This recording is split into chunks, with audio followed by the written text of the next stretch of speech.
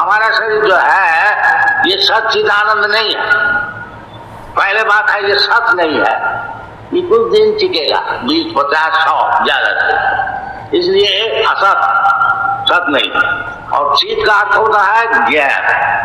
हाँ, तो ज्ञान भी नहीं है।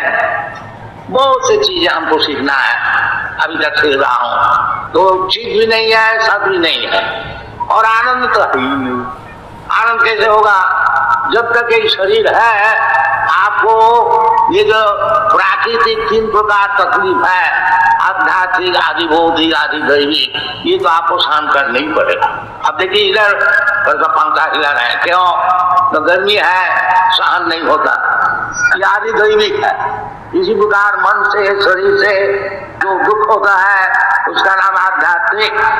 दूसरे आदमी, दूसरे जानवर, दूसरे कीट पतंग, सभी दूसरे को